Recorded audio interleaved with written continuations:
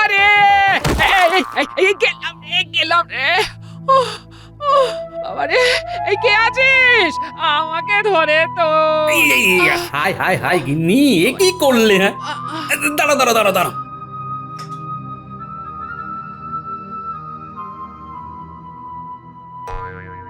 একটু সাবধানে থাকতে পারো না গিন্নি?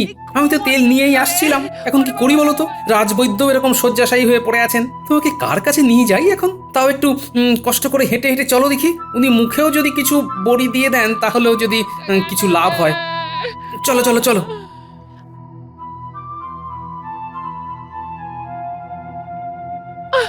এই কোমরটা গেল রে। ওরে বাবা রে, বাবা রে বাবা। ও বাবা রে। পারছি না। তুমি তুমি এক কাজ করো, ওই ওপরটাকে দেখো, একটা সবুজ রঙের কৌটো আছে, ওর মধ্যে থেকে একটা বড়ি আমাকে দিয়ে দাও।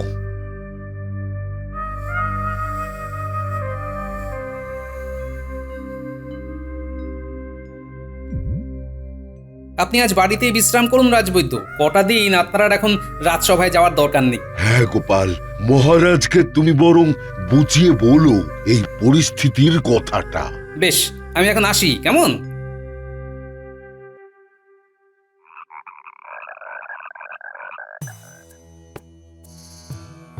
কি গোপাল, তোমার এত দেরি কেন? আমরা তো এখনো রাজসভার আলোচনাই শুরু করতে পারছি না। ওকে আবার জিজ্ঞেস করছেন মহারাজ? আপনি কি জানেন না যে ওর খাওয়ার ঘুম ছাড়া আর কোনো কাজ নেই? দাঁড়াও না মন্ত্রী, আমি যার কথা তার মুখ থেকেই শুনবো, আর তুমি সবকিছুতে কথা বলো কেন বলো তো? তার মধ্যে আবার রাজবৈদ্য এখনো এসে পৌঁছয়নি। কি যে করছো তোমরা! সেই উত্তরই দিতে যাচ্ছিলাম মহারাজ, কিন্তু সুযোগ পেলাম কই। কেন গোপাল, কি হয়েছে? আর বলবেন না মহারাজ, আমি আর রাজবৈদ্য একসাথে রাজসভায় আসছিলাম। আসার সময় রাস্তায় জমা জলে পা পিছলে রাজবৈদ্য পড়ে গেছে। ওনার ভীষণ কোমরে লেগেছে। আপনি তো জানেনই বর্ষাকালে গ্রামের রাস্তার কি অবস্থা হয়। বলো কি? রাজবৈদ্য এখন কেমন আছে? এখন ওনাকে বিশ্রাম করতে বলে এসেছি এবং ওনার দেওয়া বড়ি ওনাকে খাইয়ে শুইয়ে দিয়ে এসেছি। তবে উনি বলে দিয়েছেন সম্পূর্ণ সুস্থ না হলে এখন কয়েকদিন উনি রাজসভায় আসতে পারবেন না। হ্যাঁ হ্যাঁ গোপাল, তুমি রাজবৈদ্যকে বলে দিও কোনো অসুবিধে নেই। সম্পূর্ণ সুস্থ হলে তবেই যেন রাজসভায় আসে। এই হচ্ছে আসল সুযোগ। রাজবৈদ্যর অনুপস্থিতিকে কাজে লাগিয়েই আমাকে যা করার করতে হবে। না না না না না না, আর বেশি দেরি করা যাবে না, একদম না।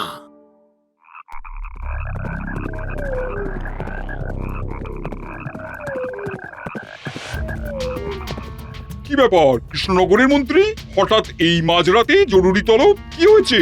হয়েছে মানে জব্বর খবর আছে নবাব বাহাদুর। কি হয়েছে বলো?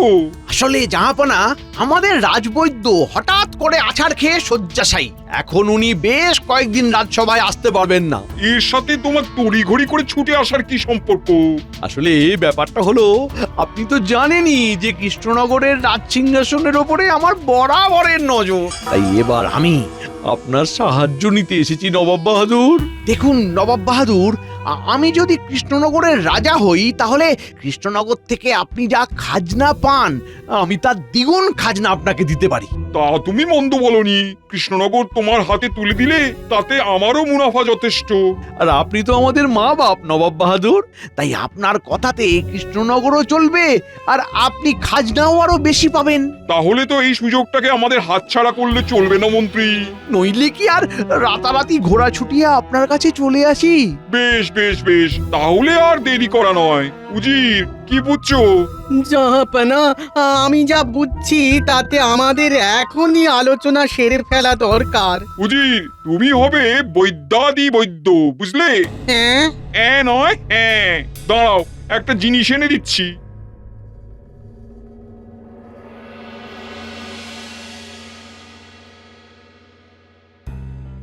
এই বইটা পড়তে শুরু করে দাও। ঘরোয়া টোটকা? আচ্ছা জাহাপনা, আচ্ছা, আমি এখনই পড়া শুরু করে দিচ্ছি। দেখো, এইবার এমন ভাবে কাজ করো যেন কোনোভাবেই বিফল হওয়ার আর জায়গা না থাকে। না জাহাপনা, একদম চিন্তা করবেন না, এইবার ভুল হবার কোনো জায়গাই নেই।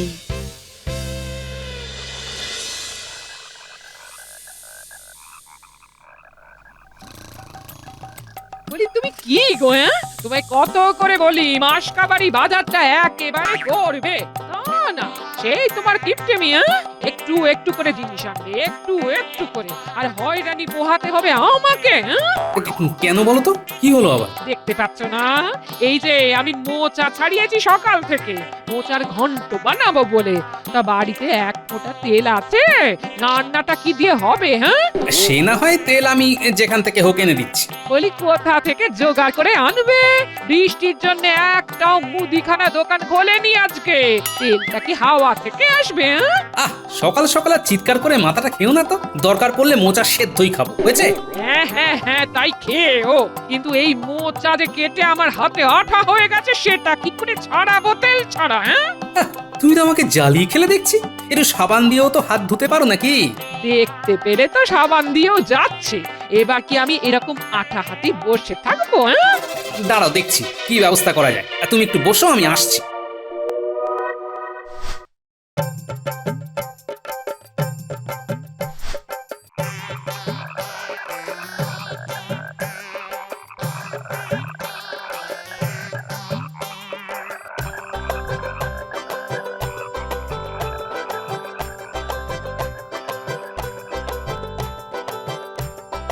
বিজ্ঞানী, বাড়ি আছো? আরে গোপাল যে, এসো এসো, ভেতরে এসো। আমায় একটা সাহায্য করতে হবে। কি বলো, কি সাহায্য করতে হবে? আসলে আজ সকালবেলা গিন্নি মোচা কাটতে গিয়ে হাতে মোচার আঠা লাগিয়ে ফেলেছে, আর কিছুতেই সে আঠা ছাড়ছে না। আমাকে একটু তেল দিতে পারবে? তেল নয়, আমার কাছে এক মোক্ষম দাওয়াই আছে। কিরকম? তোমায় একটা জিনিস দিচ্ছি, সেটার এক ঢাকনা এক মগ জলে গুলে দিলেই যে কোনো ধরনের আঠা সব ছেড়ে যাবে। হ্যাঁ, বুঝতে পারলে তো কেমন করে ব্যবহার করতে হবে? হ্যাঁ বিজ্ঞানী, ধন্যবাদ।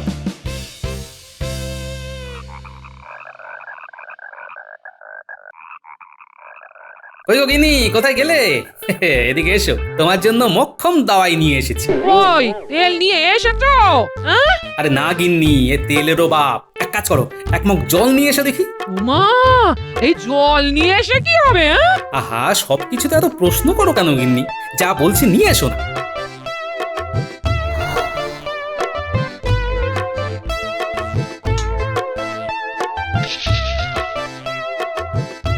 এই নাও, এবার এর মধ্যে হাতটা ডুবিয়ে ভালো করে ঘষে নাও দেখি। ও মা, হ্যাঁ, এ তো পুরো জাদু গো, হ্যাঁ? হ্যাঁ, তা নাই তো কি। তা বলি, শুধু আঠা ছাড়ালি হবে? তোমাকে যে আমি তেলটা নিয়ে আসতে বলেছিলাম, তার কথা বুঝি বেমালুম ভুলে গেছো, হ্যাঁ? আরে গিন্নি, তুমি তো আমাকে নাজেহাল করে ছাড়লে দেখছি। বলি আজকে কি দুপুরে রান্না হবে না হবে না, সেটা পরিষ্কার করে বলে দাও তো আমাকে, হ্যাঁ? আমি দেখছি, কারো না কারো বাড়ি থেকে ঠিক এক বাটি তেল জোগাড় করে এনে দেবো।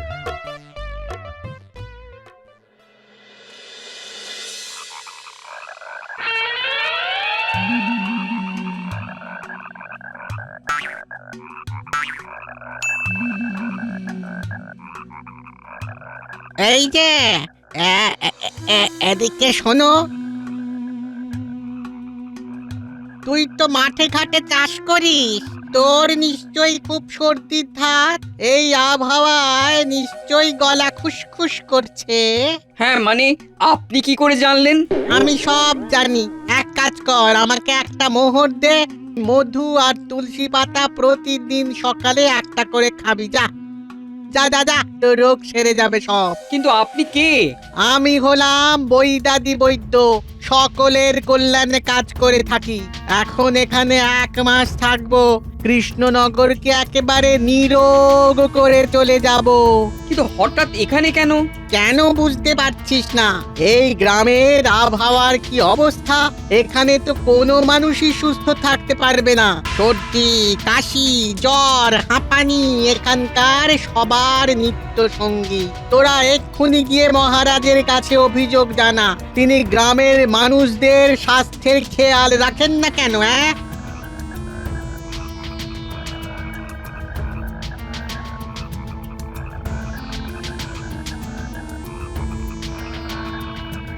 শুরু হয়ে গেছে। এরপরে আবার যে আসবে প্রতিটা লোককে ধরে ধরে কানে বিষ ঢালতে হবে, তাহলেই বাজি মাত। কোথায় যাই কোথায় যাই, মন্ত্রীর বাড়ি আমার বাড়ি থেকে কাছেই। দেখি তবে মন্ত্রীর বউ যদি দয়া করে একটু তেল দেন।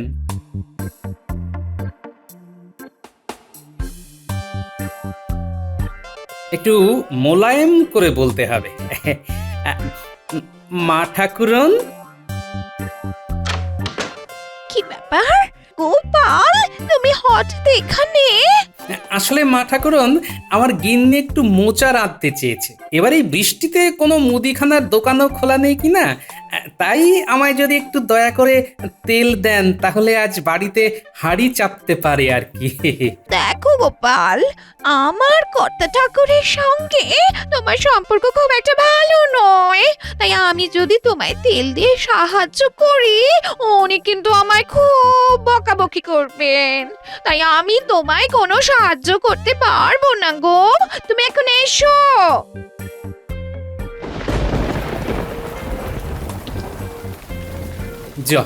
ধুর ধুর, মন্ত্রী গিন্নি যখন সাহায্য করলোই না, তখন যাই রানীমার কাছেই যাই। ওনার তো দয়ার শরীর, উনি আমায় নিশ্চয়ই ফিরিয়ে দেবেন না।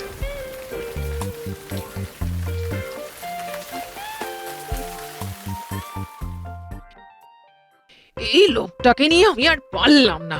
বেলা গড়িয়ে বিকেল হতে চললো, ওনার এখনো আসার নাম নেই। যাই একটু এগিয়ে গিয়ে দেখে আসি উনি কত দূর এলে। হ্যাঁ,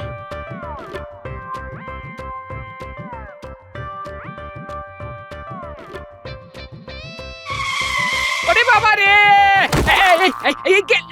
গেলাম রে। বাবা রে, এই কে আছিস? আমাকে ধরে তো। হাই হাই হাই গিন্নি, এ কি করলে? হ্যাঁ, দাঁড়া দাঁড়া দাঁড়া দাঁড়া।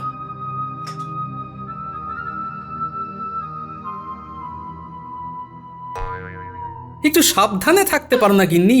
আমি তো তেল নিয়েই আসছিলাম, এখন কি করি বলো তো? রাজবৈদ্য এরকম শয্যাশায়ী হয়ে পড়ে আছেন, তোমাকে কার কাছে নিয়ে যাই এখন? তাও একটু কষ্ট করে হেঁটে হেঁটে চলো দেখি। উনি মুখেও যদি কিছু বড়ি দিয়ে দেন তাহলেও যদি কিছু লাভ হয়। চলো চলো চলো।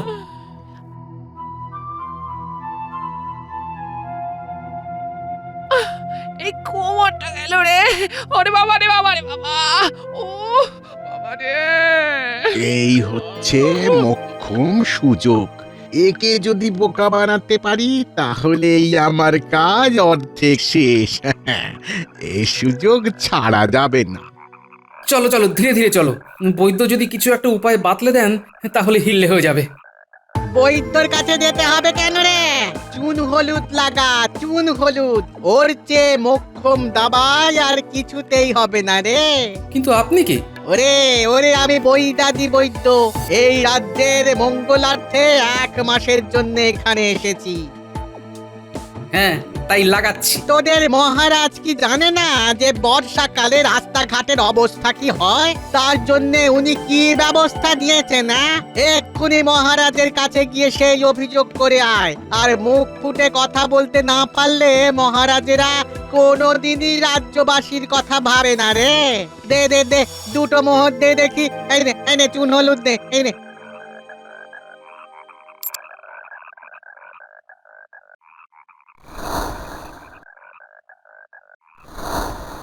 এটা কি রে, হঠাৎ এরকম নিঃস্বার্থ ভালোবাসা কেন আমাদের রাজ্যবাসীর প্রতি? তারপর আমাদের দেবতাতুল্য মহারাজের বিরুদ্ধে আমাদের কান ভাঙানোর চেষ্টা করছে। ব্যাপারটা তো দেখতে হচ্ছে।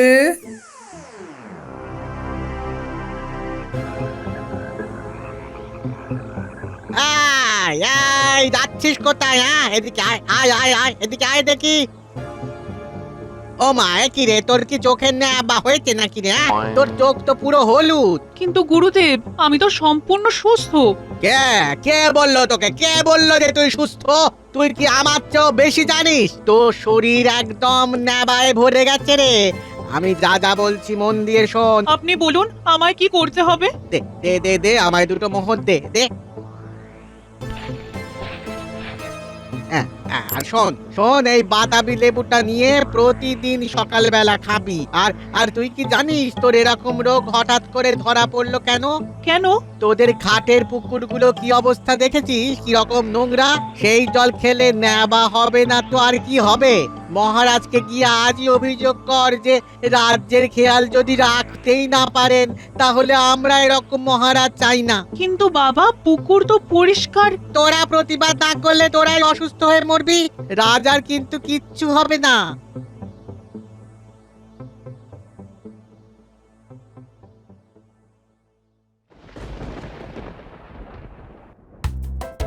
এখন একটু ব্যথাটা কমলো গিন্নি? তোমায় আজকে রান্না করতে হবে না, যা আছে ও আমরা দুজনে ওই মুড়ি বাতাসা খেয়ে নেবো। শোনো, তুমি এখন বিশ্রাম করো। হ্যাঁ, আমার ওদিকে রাজসভার জন্য দেরি হয়ে যাচ্ছে। আমি বেরোলাম, বুঝলে? হ্যাঁ, যাও।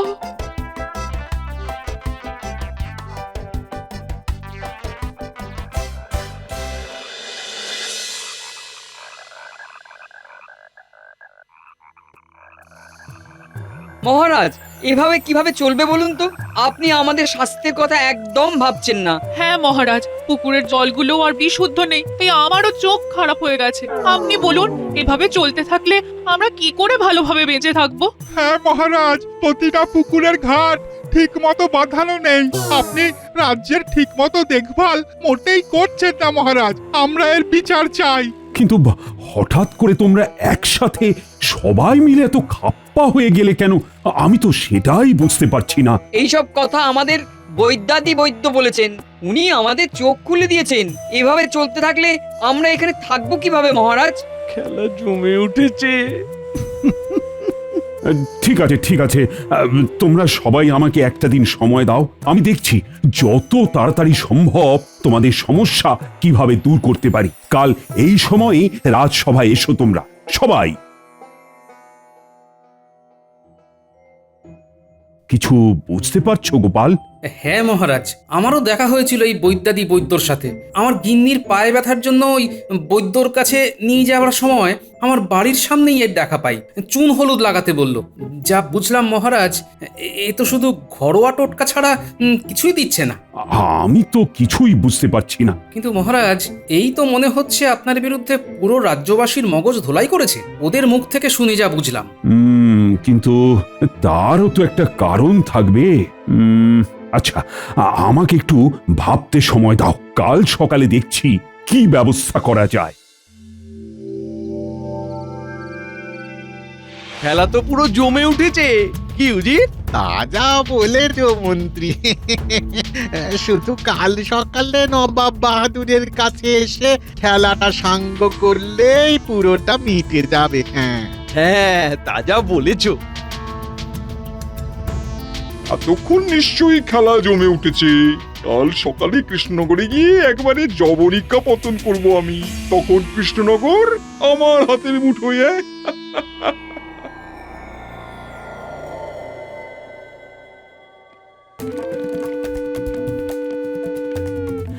কি শুনছি কৃষ্ণচন্দ্র, কি কেমন অরাজকতা চলছে? রাজ্যের মানুষ একসাথে তোমার বিরুদ্ধে অভিযোগ করতে এসেছে। কিন্তু আপনাকে সব কে বলল নবাব বাহাদুর? আমি সব খবর পেয়েছি।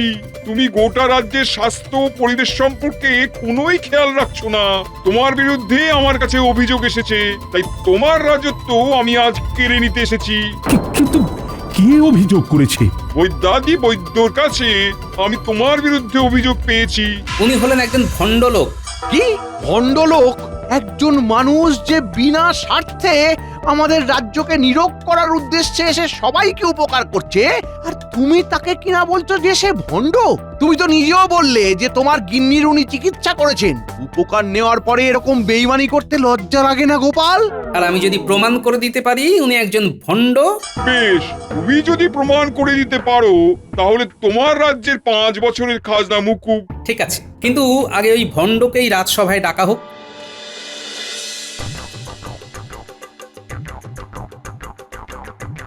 কি বলেছিস তুই আমাকে? হ্যাঁ, কি বলেছিস তুই? আমি নাকি ভণ্ড? তুই জানিস আমার চিকিৎসা শাস্ত্রে কত জ্ঞান। আপনি আসল না নকল তা একটু পরেই প্রমাণ হয়ে যাবে বৈদ্যাদি বৈদ্য মহাশয়। কি প্রমাণ করিস আমিও দেখে নেব। বল বল, কি করতে হবে আমার বল। তেমন কিছু না, আপনাকে শুধু ওই স্নান করতে হবে। এ আবার এমন কি? তেমন কিছু না, তবে আমার দেওয়া জলেই আপনাকে স্নান করতে হবে। বেশ, তাই হোক। নবাব বাহাদুর, আমাকে যদি একটু অনুমতি দেন, আমি স্নানের জল প্রস্তুত করার জন্য একবার আমার বাড়ি যেতে চাই। বেশ, যাও, তবে বেশি দেরি করো না।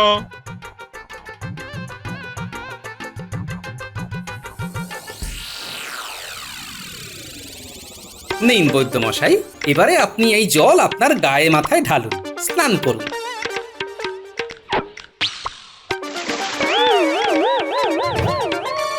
এ কি তুমি উজি? ইয়ে, মানে মানে এই মাটি করেছে। নবাব বাহাদুর, এটা কি হলো? আসলে কৃষ্ণচন্দ্র, কিছু মনে করো না, আমি তোমার 5 বছরের খাজনা মুকুব করলাম। নবাব বাহাদুর, বিষয়টা কিন্তু শুধু খাজনা মুকুবের নয়, আপনি দেশের নবাব, আপনার থেকে কিন্তু এমন প্রতারণা মোটেও কাম্য নয়। আমি কি করব বলো? তোমার রাজ্যের মন্ত্রী তো এসবের মূলে। যেই দেখেছিল রাজবৈদ্য অসুস্থ, তার সুযোগ নিতে সেই রাতেই আমার কাছে চলে যায়। আপনি তো জানেনই যে কৃষ্ণনগরের রাজ সিংহাসনের ওপরে আমার বরাবরের নজর। দেখুন নবাব বাহাদুর, আমি যদি কৃষ্ণনগরের রাজা হই, তাহলে কৃষ্ণনগর থেকে আপনি যা খাজনা পান, আমি তার দ্বিগুণ খাজনা আপনাকে দিতে পারি। আমি মানছি, আমারও তাতে মদত দেওয়া উচিত হয়নি, কিন্তু তোমার রাজ্যের মন্ত্রীর মধ্যেও কিন্তু লোভ আছে। মন্ত্রী, আজ তোমারই একদিন কি আমারই একদিন।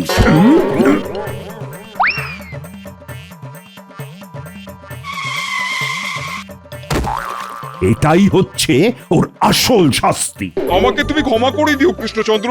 উজির, চলো, অনেক হয়েছে, আর আমাদের এক মুহূর্ত এখানে থাকা মোটেই শোভা পায় না। বিজ্ঞানীর আবিষ্কারের জবাব আছে বটে, মোচার আঠাও তুলছে, দাড়ির আঠাও খুলছে।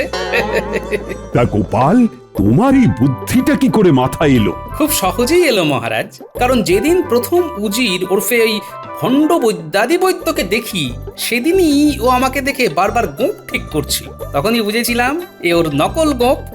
আর আজ প্রমাণ দিলে, হ্যাঁ?